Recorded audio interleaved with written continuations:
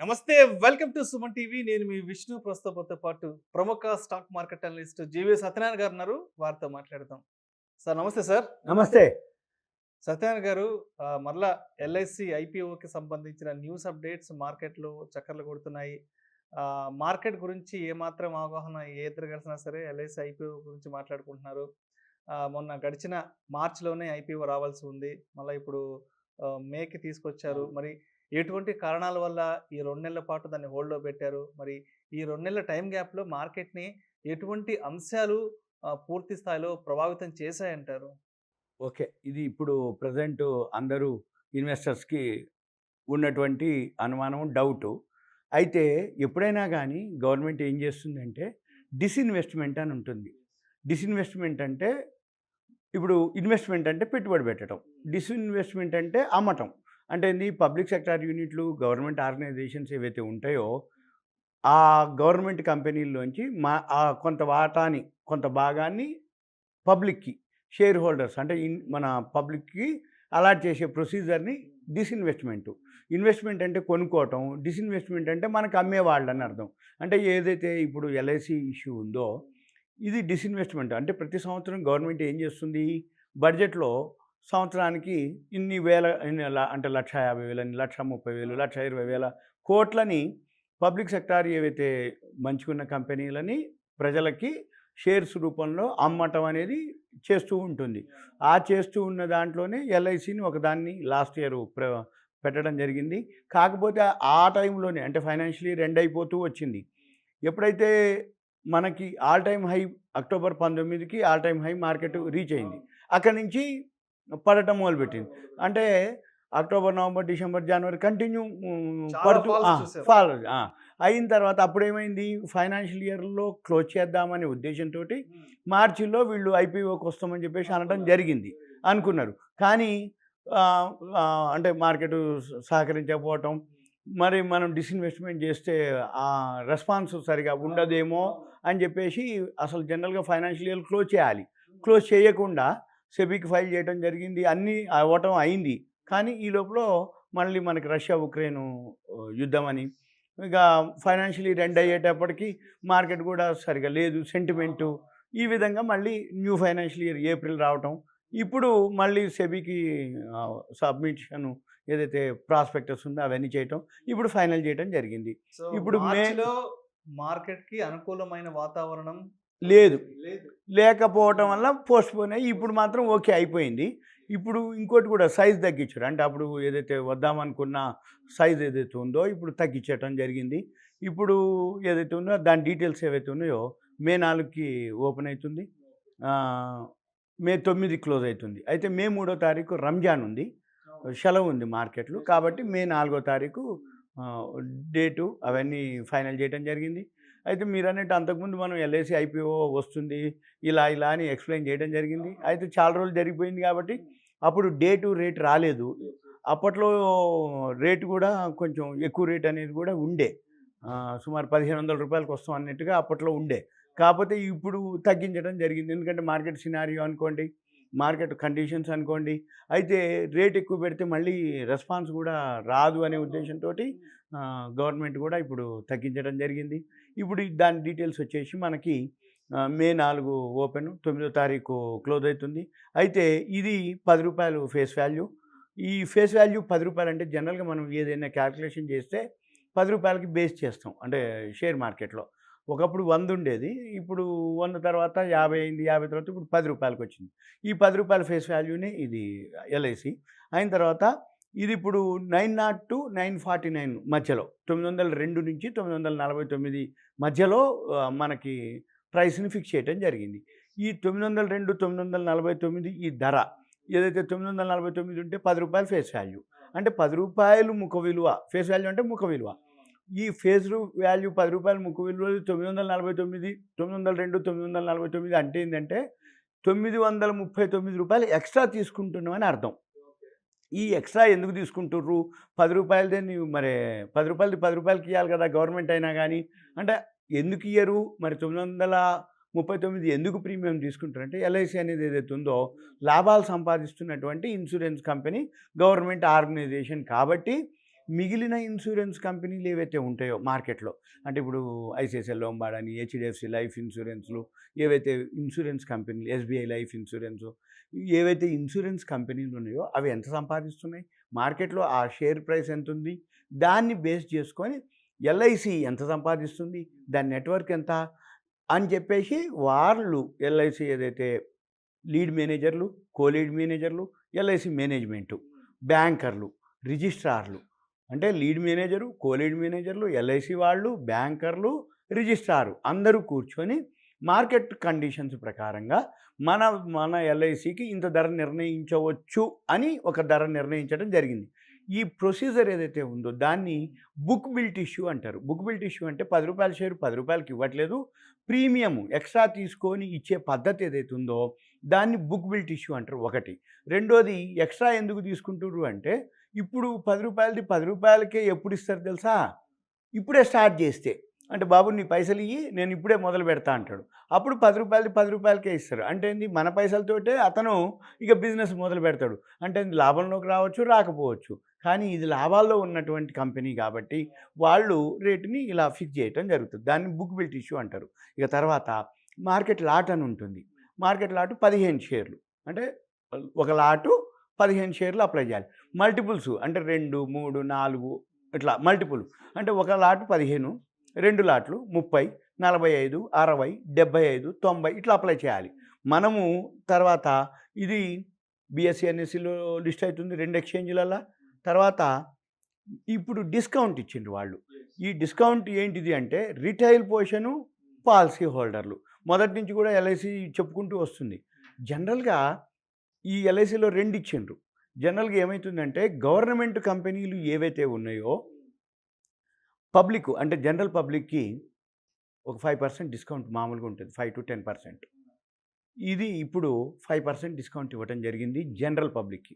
అంటే ఏంది, 909, 949 ఏదైతే ఉందో ధర, ఈ మధ్యలో కాకుండా ఒక రూ. 45 రిటైల్ పొజిషన్, అంటే మామూలుగా మనం జనరల్ పబ్లిక్ అప్లై చేస్తే 949లో కాకుండా రూ. 45 మనకి డిస్కౌంట్ చేస్తారు. అంటే 904కే మనకి ఇస్తున్నారు అన్నట్టు అర్థం. ఇక తర్వాత దీంట్లో 3 ఉంటాయి కోటాలు. సింగిల్ అంటే చిన్న చిన్న ఇన్వెస్టర్లు ఒక కోట, రిటైల్ పోర్షన్ అంటారు. ఇది 35%, ఉన్న వాటిలో 35% కోట. హెచ్ఎన్ఐలు అంటారు, high net worth individuals. High net worth individuals అంటే అబోవ్ 2 lakhs, అంటే బిలో 2 lakhs, అబోవ్ 2 lakhs ఉంటుంది కోట. ఈ అబోవ్ 2 lakhs ఎవరైతే అప్లై చేస్తారో వాళ్ళకి 15%, 35% చిన్న ఇన్వెస్టర్లు, 15% పెద్ద ఇన్వెస్టర్లు, అబోవ్ 2 lakhs వాళ్ళు. ఇక మిగిలిన 50% మ్యూచువల్ ఫండ్స్, క్యూఐబీస్ అంటారు, qualified institutional buyers, qualified institutional bidders, వాళ్ళకి మిగిలిన 50%. ఇక తర్వాత ఇది ఎంతకు వస్తుంది ఇష్యూ సైజు? 21,008.48 కోట్లు. 21,008,048 కోట్లకి వీళ్ళు ఐపీఓకి వస్తున్నారు. ఇక తర్వాత దీన్ని ఆఫర్ ఫర్ సేల్ అంటారు. నెక్స్ట్ వచ్చి ఐపీఓ 4th స్టార్ట్ అవుతుంది, 9th క్లోజ్ అవుతుంది, 12వ తారీఖు అలాట్మెంట్, బేసిస్ ఆఫ్ అలాట్మెంట్ ఉంటుంది. రిఫండ్స్ వచ్చి 13వ తారీఖు రిఫండ్స్ వస్తాయి. 16వ తారీఖు డీమ్యాట్లోకి మీకు షేర్లు వచ్చేస్తాయి.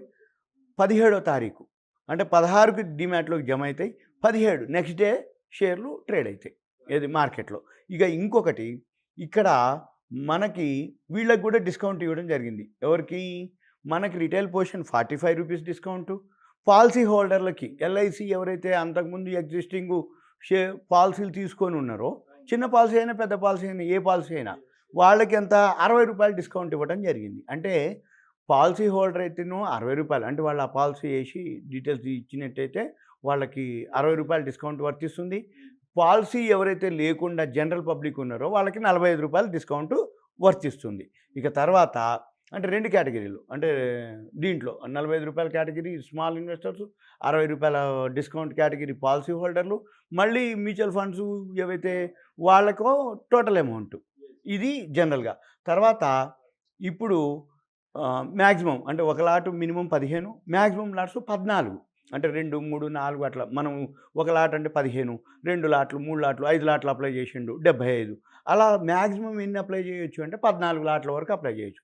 14 లాట్లు అంటే 210 షేర్స్ వస్తాయి. అయితే మినిమమ్ అమౌంట్ వచ్చి రూ. 14,235.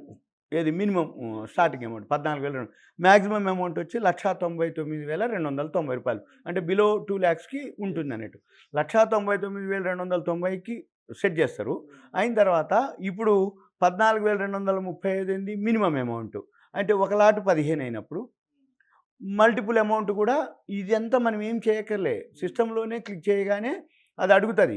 ఒక లాటు 14,235, 2 లాట్లు ఇంటూ 14,000 అదే 28,470 అదే చేస్తుంది. ఇక తర్వాత ఇది ఎలా అప్లై చేయాలి, ఏం చేయాలి అంటే మనం అప్లై చేయగానే ఏఎస్బిఏ అని ఉంటుంది. అంటే ఏంది, అమౌంట్ తీసుకోదు, నీ బ్యాంక్ అకౌంట్కి వెళ్ళి చెక్ చేస్తుంది.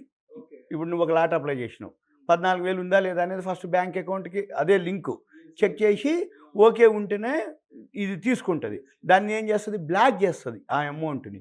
మీరు ఎంతైతే అప్లై చేయదలుచుకున్నారో అంత అమౌంట్ బ్యాంకులో ఉండాలి, అంత అమౌంట్ బ్లాక్ చేస్తుంది. సపోజ్ ఇప్పుడు 2 lakhs ఉన్నాయి మీ అకౌంట్లో, మీరు 14 లాట్లు అప్లై చేశారు, ఓకే, అప్పుడు ఆటోమేటిక్గా అది బ్లాక్ చేస్తుంది. ఇక తర్వాత లేదు, మళ్ళీ ఎప్పుడైతే మనకు అలాట్మెంటు రిఫండ్ వస్తుందో అప్పుడు రిలీజ్ చేస్తారు. అంటే బ్లాక్ నుంచి మామూలు అయిపోద్ది, అప్పుడు మీరు ఫ్రీ అయిపోతుంది. ఇక తర్వాత ఇక అసలు ఎల్ఐసికి వచ్చేటప్పటికి ఇది ఏంటిదో చూద్దాం. ఇది ఇండియాలోనే మ్యాక్సిమం ప్రీమియం కలెక్ట్ చేసే దాంట్లో 66.2% వీళ్ళదే, ఎల్ఐసి వాళ్ళదే. ఇక తర్వాత వీళ్ళకి అన్ని ప్రొడక్ట్స్ ఉన్నాయి. అంటే లైఫ్ ఇన్సూరెన్స్లు, యూనిట్ లింక్డ్ ఇన్సూరెన్స్లు, సేవింగ్ ఇన్సూరెన్స్లు, టర్మ్ ఇన్సూరెన్స్లు, హెల్త్ ఇన్సూరెన్స్లు అన్నీ ఏవైతే పెన్షన్ ప్రొడక్ట్స్ అన్నీ ఉన్నాయన్నమాట. అందుకంటే ఒక సూపర్ మార్కెట్ టైప్లో ఏజ్ని బట్టి, సీనియర్ సిటిజన్ని బట్టి, సేవింగ్స్ని బట్టి, మ్యూచువల్ ఫండ్ టైప్లో ఇన్వెస్ట్మెంట్ టైప్ అన్నీ ఉన్నాయి వీళ్ళ దగ్గర. అంటే ఆల్ ప్రొడక్ట్స్ ఇన్సూరెన్స్తో రిలేటెడ్ అనమాట. అంటే ఏంది, మిగిలిన వాటికి దీనికి ఎక్కడ డిఫరెన్స్ అంటే, మిగిలినవి కనుక ఏదైనా చేస్తే ఓన్లీ నీ పైసలే లెక్క, ఇక్కడ నీ పైసలతో పాటుగా ఇన్సూరెన్స్ కవరేజ్ ఉంటుంది, అది బెనిఫిట్ అనమాట. అందుకని ఎక్కువ శాతం ఇన్సూరెన్స్ పాలసీల వల్ల ఏం జరుగుతుంది అంటే సేవింగ్సే. ఇప్పుడు ఉదాహరణకి ప్రావిడెంట్ ఫండ్ ఉంది, బ్యాంకులో డిపాజిట్ ఉంది, పోస్ట్ ఆఫీస్లో మీరు డిపాజిట్ చేసారు, 7-8% వస్తుంది. మరి 7-8%కి ఏదైనా జరిగితే నీ పైసలే ఇస్తాడు వాడు, నీకు ఎక్స్ట్రా ఇవ్వడు. ఒక్క ఇన్సూరెన్స్లో బెనిఫిట్ ఏంటిది, ఒక 1 lakh చేసినావు, 2 lakhs 5 lakhs మీ సేవింగ్స్ని బట్టి అనుకోండి, మీ పేయింగ్ కెపాసిటీని బట్టి అనుకోండి, లేకపోతే మీరు ఏదైతే రిటర్న్స్ అంటే సంపాదించగలిగే స్తోమతను బట్టి, మీకు ఎలిజిబిలిటీని బట్టి మీకు ఏజెంట్ ఏం చేస్తాడు, ఓ 5 lakhs చేసుకోండి, 1 crore చేసుకోండి, 50 lakhs చేసుకోండి అని చెప్తాడు. అయితే ఎట్ ఏ టైం కట్టం మనం. ఇన్సూరెన్స్ అంటే ఏంటిది, 30 ఏళ్ళు 40 ఏళ్ళు కట్టుకుంటూ పోతాం. ఈ 30-40 ఏళ్ళు కట్టుకుంటూ పోతే ప్రతి సంవత్సరం ఎంతో కొంత 10,000 20,000 ఆ ప్రీమియం పే చేస్తూ ఉంటాం. ఏదైనా జరిగినప్పుడు ఏం జరుగుతుంది, ఆ పెద్ద మొత్తం అంటే సమ్ ఎష్యూర్డ్ అంటారు, అంటే ఇది ఒక 5 lakhs 10 lakhs ఏదైతే ఉందో అది వస్తుంది అనమాట. అందుకని ఎక్కువ శాతం ఇన్సూరెన్స్ కనుక తెలిస్తే అసలు వేరేవి మ్యూచువల్ ఫండ్స్ అంటే నేను అంటున్నాను కాదు, జనరల్గా వాటిని నేను డిస్కరేజ్ చేయటం కాదు, అవాయిడ్ చేయటం కాదు. ఇన్సూరెన్స్ అనేది చాలా బెస్ట్ అనమాట. ఎందుకు అంటున్నంటే మన పైసలు సేవింగ్స్ అవుతాయి. మళ్ళీ వీళ్ళు ఏం చేస్తారు, బోనస్ ఇస్తారు ప్రతి సంవత్సరం ఎల్ఐసి వాళ్ళు. ఆ బోనస్ ఇచ్చింది ఏం చేస్తారు, సేమ్ మళ్ళీ డిపాజిట్స్ మనం ఏదైతే బ్యాంక్లో డిపాజిట్ చేస్తామో, పోస్ట్ ఆఫీస్లో డిపాజిట్ చేస్తామో, మ్యూచువల్ ఫండ్స్లో ఏదైతే అంటే ప్రావిడెంట్ ఫండ్ అనుకోండి, వీటిలో ఏదైతే వస్తాయో రిటర్న్స్ కొంచెం అటు ఇటుగా ఇది కూడా అంతే వస్తుంది. కానీ మెయిన్ బెనిఫిట్ ఏంటిదంటే ఏదైనా జరిగినప్పుడు ఆ ఫ్యామిలీ వాళ్ళకి ఎవరైతే నామినీ ఉంటారో వాళ్ళకి పెద్ద మొత్తం వస్తుంది, అది అనమాట ఇన్సూరెన్సు. ఇక నెక్స్ట్ ఇంకొన్ని ఉన్నాయి కాలమ్స్. ఇది ఏయుఎం అంటారు, ఎసెట్ అండర్ మేనేజ్మెంటు 39 లక్షల కోట్లతోటి ఎల్ఐసి నడుస్తుంది. తర్వాత వీళ్ళకి 2048 బ్రాంచీలు ఉన్నాయి ఆల్ ఓవర్ ఇండియాలో, 113 డివిజనల్ ఆఫీసులు ఉన్నాయి. తర్వాత 1554 శాటిలైట్ ఆఫీసులు ఉన్నాయి. తర్వాత వీళ్ళకి గ్లోబల్గా అంటే ఫిజీ అని, Mauritius, Bangladesh, Nepal, Singapore, Sri Lanka, UAE, Arab Emirates, Sri Lanka, Bahrain, Qatar, Kuwait, United కింగ్డమ్లో కూడా గ్లోబల్గా అన్నిట్లో వీళ్ళకి ఉన్నది. అంటే ఎంత నెట్వర్క్ ఉంది అనేది మనం చూడొచ్చు. వీళ్ళకి 13.5 lakh ఏజెంట్స్ ఉన్నారు వీళ్ళ ఎల్ఐసి ఎల్ఐసి తరపున. అంటే అంతమంది ప్రతిరోజు మన ఎల్ఐసి కోసం ఏజెంట్లు బిజినెస్ తెచ్చేవాళ్ళు. ఇక తర్వాత వీళ్ళు కాపోతే విలేజెస్లలో కొంచెం అంతగా లేదు. అంటే అవేర్‌నెస్ లేదు. ఎంతసేపు సిటీలలో గానీ, కొంచెం ఎడ్యుకేటెడ్ అయితే వాళ్ళందరూ కూడా ఆటోమేటిక్‌గా జాబ్‌లో జాయిన్ కాగానే ఆఫీసులు కూడా ఇన్సూరెన్స్ ఇస్తాయి. పీఎఫ్‌లు ఇస్తాయి. దాంతో పాటు ఇన్సూరెన్స్‌కి వాల్యూ ఎక్కువ ఇస్తాయి. ఇక తర్వాత ఇది మన గవర్నమెంట్ ఆర్గనైజేషను ఎల్ఐసి ఏదైతే ఉందో ఈ ఎల్ఐసి కూడా ఆల్రెడీ షేర్ మార్కెట్‌లోనే ఇన్వెస్ట్ చేయడం జరుగుతది ఫండ్స్‌ని. లేటెస్ట్ కూడా నిన్న కూడా 1, 2 కంపెనీల్లో బై చేయడం జరిగింది. అంటే ఏంది ఎల్ఐసి తరపున కూడా. ఇకపోతే బ్యాలెన్స్ షీట్ వచ్చేటప్పటికి మార్చి 19 262.73 కోట్లు. మిలియన్లు. 26,273 మిలియన్లు వచ్చినాయి మార్చి 19కి. తర్వాత 27,104 మిలియన్లు 2020లో. 21కి వచ్చేటప్పటికి 29,741. ఇప్పుడు మొన్న డిసెంబర్‌కి అంటే ఇప్పుడు మనం మార్చిది ఫైల్ చేయలేదు.